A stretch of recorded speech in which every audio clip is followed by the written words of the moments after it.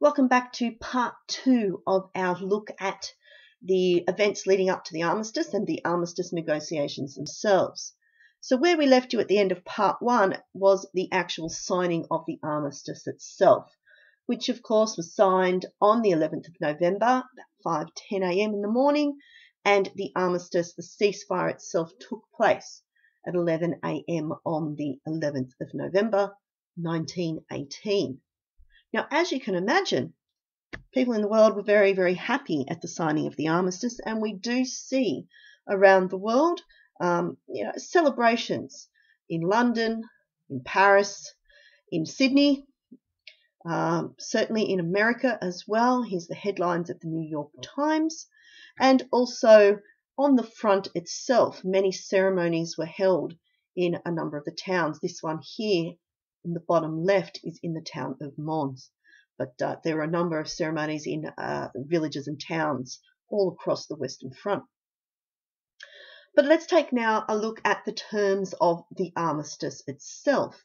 Now, again, remembering this is not the peace treaty. This is just the negotiation to actually, to cease fire and then negotiate the peace treaty. So bear that in mind as you think about these terms.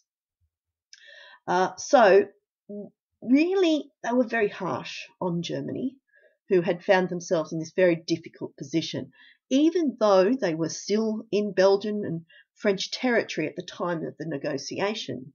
It was very clear to everybody that Germany was losing and would be pushed back. Remembering too, there is still a blockade in place against Germany. Germany has ceased its U-boat campaign, but there is still a blockade against Germany, and so its home front is continuing to suffer during this time. So, understandably, the Germans were expected to evacuate all occupied territory out of Belgium and France, but also out of that territory of Alsace-Lorraine. You may remember that one. This is the one that the Germans took over way back in the 1870s as a part of the conditions of the Prussians winning the Franco-Prussian War, something that France had been looking for revenge for ever since. And so Alsace-Lorraine is now evacuated and, looking now to incorporate it back into France. Also, understandably, there would be prisoner of war swap. The prisoners of war would have to be returned. But the Germans were also, just to cease fire, required to hand over 5,000 heavy guns, 30,000 medium guns, and 1,700 planes. And it doesn't stop there. They also had to evacuate the left bank of the Rhine. Now, the Rhine River is here in Germany, so this whole very western part of Germany was basically all of the German troops were expected to evacuate out of that area and create basically a neutral zone. Here is France in particular saying, I don't want Germany to invade me again, and I'm going to do everything I possibly can to make it too difficult for Germany to restart a military war. As the Germans were expected to back off, they weren't allowed to take any population with them from evacuated territories. You might say that makes sense from places like Belgium and France, but in places like Alsace-Lorraine, if there were German citizens living in those territories, they were not allowed to be removed. Also, no destruction of road or rail as they evacuate, so no further destruction basically. And also any mines that had been affected need to be restored, and water supplies as well from the territories that Germany had been occupying. Also, in terms of handing over, 5,000 locomotive engines, 150,000 railway wagons, 5,000 trucks. So what the Allies are doing is making sure that Germany not only don't have the guns and the planes, but also don't have the ability to move things around. So they're taking away their logistical advantage. And here's a big one. This is just for the armistice, remember? Germany is expected to surrender its entire naval fleet to a neutral power or Great Britain. And in fact, they did do this, handed over to Britain. And so the naval race was definitely over.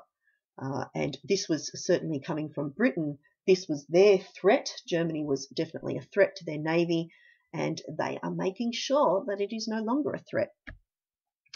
And also, Germany would be expected to return any stolen property, and something that we'll come back to later on, pay reparations or compensation for civilian loss and damage. And when we get to the peace treaty, we'll see figures started to put on the reparations that need to be paid. So in looking at the terms of the armistice, I think it's important for you just to reflect on some of these key ideas. Think about the harshness of them against Germany and think about why. Why were the Allies able to actually apply these kinds of conditions at this point in time when all we're doing is negotiating an armistice? We haven't even got to a peace treaty yet. The other thing to remember, and I've said this already, but during the armistice negotiations and after, the Allies maintained a blockade against goods getting into Germany, and so the German home front continued to suffer, while also handing over certainly its military might so that it can't continue anymore, and also the those logistical areas. This is just the start.